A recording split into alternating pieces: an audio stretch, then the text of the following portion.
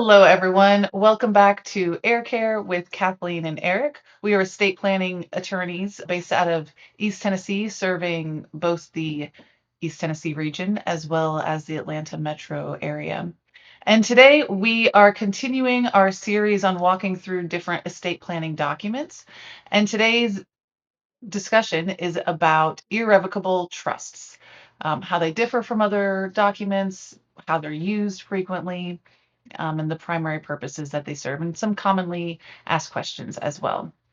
So, if you guys remember from last time, and if you haven't watched it, go ahead and check that out. It'll have a better explanation.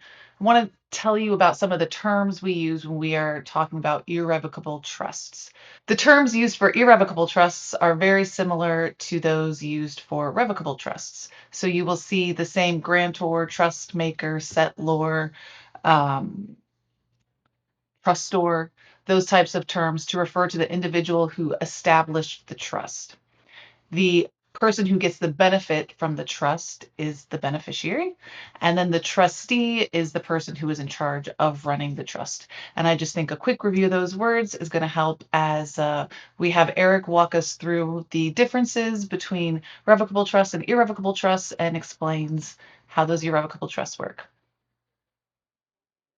Right. So, biggest difference between an irrevocable trust and a revocable trust is that you cannot revoke an irrevocable trust, right? As the name would imply. So that means it is a instrument that once it's put into place can't be changed. Um, and the big distinction that I do like to make in this is often when we do a revocable trust, it will in that same document will create subsequent irrevocable trusts. But what we're talking about today is when we create when we have a grantor who creates an irrevocable trust that is running while they are still alive, and the reasons why we might want to do that. Um, the trustee is still a person in control of that trust, but a big distinction is going to be that that trustee is not going to be the same person as the grantor, and we'll get into the specific reasons for why. But the at a base level, it's essentially if you're the grantor and the trustee and it's irrevocable, is it really irrevocable? Like, if the person carrying it out is the same person, then is it really something that can't be changed? Um, so I know Kathleen, you've got a really great kind of visual you do for how these work and everything like that. So why don't you go ahead and show us that and walk us through that and kind of the specific points that come up as we talk through using irrevocable trusts. For sure. And just as a reminder, and I think this will help understand the difference between the two, this was the example I used of a revocable trust, right? So it's a see through entity that's generally disregarded for taxes. Primary purpose of this is to avoid probate and assist with incapacity planning. In contrast, if I were to set up an irrevocable trust during my life, it looks like a box. All right, this is a tissue box, but we're going to pretend that this is made of something stronger than cardboard, right? And we're going to take certain assets and we're going to place it in the trust. And then if I'm the grantor putting assets in the trust, I'm going to hand this to my trustee. So pretend now I'm the trustee. And I can only take assets out based on the rules that are written on this trust, right? So if the rain comes, and this is not made of cardboard, and the wind blows, the assets in here are protected, okay? So why am I pointing that out? This type of trust provides asset protection or liability protection for the assets inside of this trust.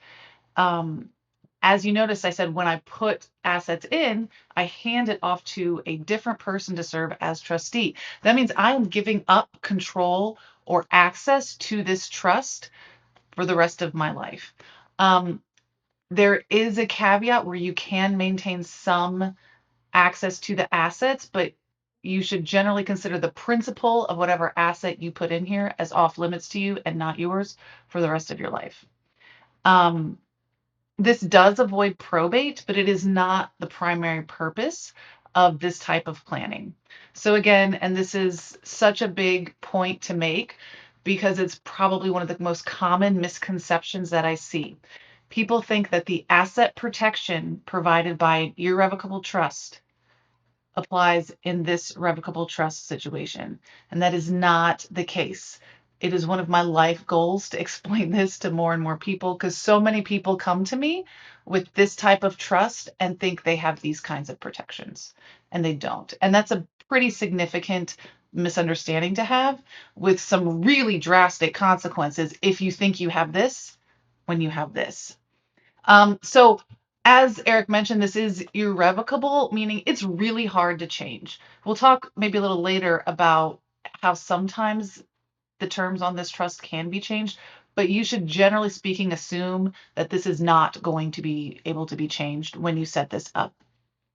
Um, and this is treated, like I said, this is not a pass through entity, right? I disappear when it goes in front of my face. I know that seems silly, but I'm a visual learner, and it helps me remember things. So why am I saying that, right? This is a very regarded entity. The government cares about this. And Erik, why don't you tell us why the government cares about this and how this is treated differently? Yeah, so generally speaking, in the legal field, anytime we have a um, any kind of entity that's going to put some kind of shield separation between an individual and stuff and their assets, the IRS wants to step in and say, "Hey, we're going to tax you on that, and we're going to tax you both with the entity and yourself." Right? Um, and so when it comes to trusts in particular, often that line of it, the trust being irrevocable, is the line that the IRS uses to say, this is when we're going to start making the trust pay its own taxes. Okay. Um, and so they're gonna look at it and they're gonna want to basically say, if you kept money in, if you made money as the trustee, as the trust, and you didn't push that money out to the beneficiaries, we're going to tax you on it. And the trust is going to pay its taxes. And then if you push that money out in a later year, the beneficiaries are also probably going to pay some tax on it too. So you kind of get, they like having that situation. A big thing is taxes for a trust get very expensive very fast. You get north of $15,000 and generally you're being taxed at the full 37% tax bracket.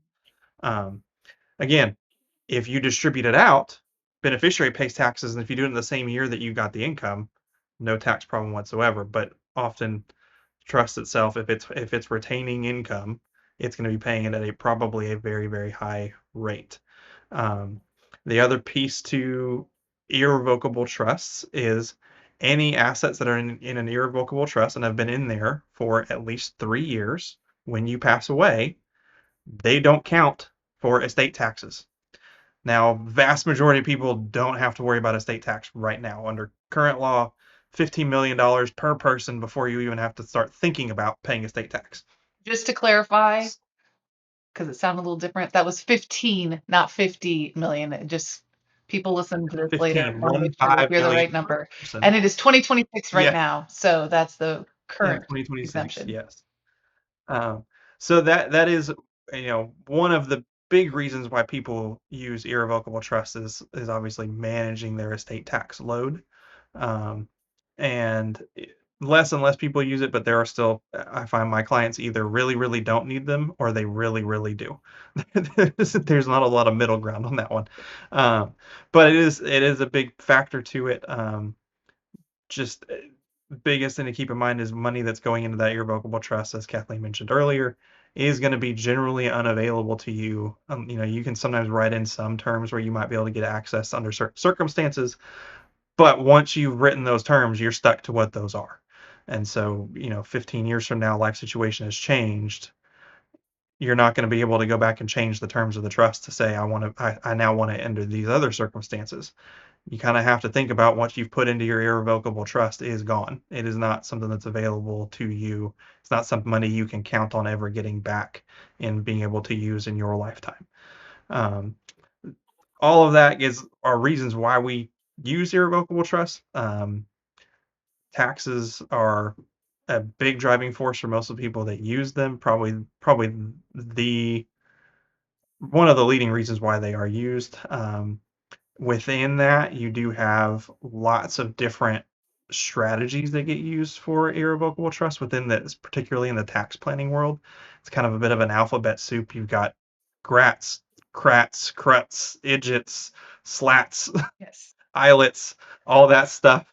Um, that all of those are very, very specifically tailored, irrevocable trusts that are used to accomplish a very specific goal and handle typically a very specific asset that's going into that specific trust. They are not generic, I'm just going to stick all of my stuff into an ILIT. That's terrible, right? ILITs are almost exclusively for life insurance policies. Um, I'm not going to use a GRAT to handle anything other than a business for the most part. Um, I'm not going to recommend a client use a charitable remainder, any kind of trust, unless they already are expressing to me that they have significant charitable giving plans. So those are all ones that are very specifically tailored to specific situations. And the big thing to remember, because you'll see all kinds of people out on the internet saying, slinging in all kinds of different terms and saying, I've created this special estate tax planning thing that everybody has to have. It's just an irrevocable trust. That's at its base level. That's all it is. It's just tailored to do a specific thing for a specific asset. Um, and so, it is that's kind of one of Kathleen and I both kind of have that pet peeve. Everyone wants to make it sound like they're doing something special and flashy. I'm like, it's either a revocable or an irrevocable trust. Like, what else do you really need to know? Can I get the stuff out or can I not? So that kind of covers the big tax stuff that comes up into these. But I tell my clients all the time, taxes are important, but they're not the whole ballgame. There are lots of non-tax reasons that we might put something into an irrevocable trust that is going to be inefficient for taxes. It's not going to save us money on our taxes. It's not going to help us on our estate taxes. It might even hurt us on our income taxes. But there's a driving underlying goal that is more important than that tax bill. And that's often an area where I know you work a lot, Kathleen, between um, minors who, young children, and then people who have some kind of long-term disability that needs to be handled or anything like that. So why don't you tell us a little bit about those and how irrevocable trust planning factors into that? Yeah. So one area where we definitely see a lot of irrevocable trust use is in the special needs community. And this is very similar to the same reasons as why they are often used for long-term care Medicaid planning. And really any asset protection, they're all kind of asset protections, but they take on different tones. And so with the special needs community, um, there are means tested qualifications, right? So what does that mean? That means you have to be able to qualify not only physically, but financially. And so if you have too many resources or too much income, you cannot qualify for certain government benefits, Medicaid benefits generally that are available to people with disabilities. And so we use irrevocable trusts to make sure that the bulk of those assets stay out of the individual with disabilities name, but they are there to come along and supplement the government benefit programs. So, for example, traditionally they used to be called special needs trusts. Now we tend to call them supplemental needs trusts, because Medicaid, for example, is there to cover, in many situations, not all situations, right? But a certain level of medical care. And so you can't have your supplemental needs trust pay for things that is covered by Medicaid because that is a violation of the rules, right? So that's why we supplement Medicaid with the money in the trust, so we're able to provide quality of life enhancements and provide medical care that is not necessarily covered by Medicaid. So that's an example in the special needs community. As for irrevocable trust planning, one of the other situations which I mentioned is long-term care planning. Very similar situation, same reasons, right? You have means tested requirements. So you have to have a low enough income, low enough resources, and then in long-term care situations, Medicaid will come in and pay for basically your food, room, or say room board and medical services, right? So we can't use supplemental trust funds for those expenses, but we can use the funds to provide quality of life enhancements. Um, I think again, all this kind of falls under asset protection. So one of the other areas that we use these for is people who have jobs in high risk industries. So, an example of this would be an OBGYN or a surgeon. There's also non medical situations as well, but those are the ones that we see most frequently. And so sometimes people want to say, hey, there's a really good chance statistically that I'm going to be sued. And so I want to go ahead and take a chunk of my assets, put them in my irrevocable trust, hand it off to someone else to hold and manage for the benefit of my family and my kids, my heirs, whatever their heart has placed on them to set their money aside for. Sometimes they'll even do it for their residents, right? Because I mentioned before, you can stay in your home during your life as a benefit of, as a beneficiary when your property is in this kind of trust. But that's pretty much the biggest benefit you would get in that kind of situation. Usually you're just handing it off. Um, so yeah, so when you've got lots of money, you've got estate tax concerns, if you've got special needs situation, if you are interested in asset protection, if you're looking at long-term care planning, those are the common situations where we see irrevocable trusts used most frequently. Um, so yeah, can you take a minute to tell us a little bit? We've talked about how this is irrevocable, and over the past decade, couple decades, we've seen certain states relax some of the rules around irrevocable trusts, and there are some limited modification options. Can you just tell us a little bit about that? Yeah, so modification options wise, there's really, I think in my mind, I always think of it as kind of two specific avenues to do that. So one is called decanting. That's where we take the assets of one trust that we don't like the terms of, and we create a separate second trust that we do like the terms of when we move all of the assets using whatever rules the first trust gave us to allow us to pull stuff out. We gradually move those things over time. The second option is through a trust modification process. Almost all states nowadays have a statute that allows you to modify the trust under certain circumstances. As far as I know, I think every state has a provision that says if the tax laws change, you can modify the trust, even an irrevocable trust, to conform to the new tax laws. So that one's always kind of there as a safety net. Um, as far as any other modifications, typically they do require the modification to still be in line with the primary purpose of the trust. So if that was asset protection, we're not going to be able to change the trust in any way that would jeopardize the asset protection.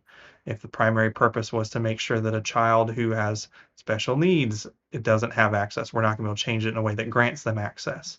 Um, but if the primary purpose was generally to make sure that the kids are taken care of and have everything they would need, and the kids are in their 50s and everybody's doing great, and the kids are looking at it going, this thing is just a huge pain to continue to maintain, we probably could get it modified and go ahead and loosen that distribution standard to get the money out and move things along. States do differ in exactly how you do that. Some states require it to actually be a court proceeding, so you have to actually take the whole thing, make the case to a judge of why this is the modification we want to do is in line with the primary purpose of the trust. Um, Other states, like Tennessee being one of them, basically says as long as everyone who has an interest in the trust, everyone who would ever be entitled to get something out of this trust agrees that we're in line with the primary purpose of the trust, we can just do it without the court being involved at all. And then we have the court proceeding to say if there's three people who are saying, well, no, I don't agree to that, a group of 10, well, then the other seven can take it to court and have a court approve it. But if all 10 are in agreement that this is absolutely in line with what mom or dad or grandma or grandpa wanted this trust to do, we can just go ahead and skip that whole expensive court process and go ahead and get this thing modified and move on. And so those are kind of the most common ways we go through it, and we do I typically refer to it as breaking a trust, breaking an irrevocable trust. Um, it's probably more aggressive in the like judicial area where you're going to court and saying, "Hey, judge, we want you to change this thing," right? um, but it is an option that's available, but does typically require either a judge signing off, everybody involved with the trust signing off on it, um, or a long arduous process of gradually moving assets from one trust to another. So it's generally not something you want to be doing if you can avoid it. And I know Kathleen and I both try very, very hard, particularly on irrevocable trust, to ask all of the well, if this, then what questions, so that we can try to address all of the potential contingencies that may come up, even if they're pretty remote that it might happen. We still want to have that covered into the trust so that we can avoid that extra expense and loss of time for your beneficiaries. Because ultimately, as the podcast name indicates, our goal here is to care for our heirs. Right. And to make sure that we are doing that in a way that doesn't make their life more difficult. And so we try very, very hard to do that on the front end. So if you do look at doing any kind of irrevocable trust planning, it's really important you do it with an experienced estate planning attorney who's going to ask you all of those questions. I generally view a consult as successful if I get told at least once, I never thought of that. I didn't think about that, or I don't know about that. Mm-hmm. That's generally, our role is to help you think of the things that you haven't really thought of or that you've never had a reason to think of, and make sure that we plan for those so that your family doesn't have to end up in a bind later on. So, yeah, so that's how we get into an irrevocable trust if we need to, but hopefully we won't need to. All right. Well, let's just recap real quickly because we've hit on some really specific points. We've talked about some pretty complex instruments, trying to keep it basic level, it's easily comprehended. And so I just want to take a minute to recap the highlights of what an irrevocable trust is and does.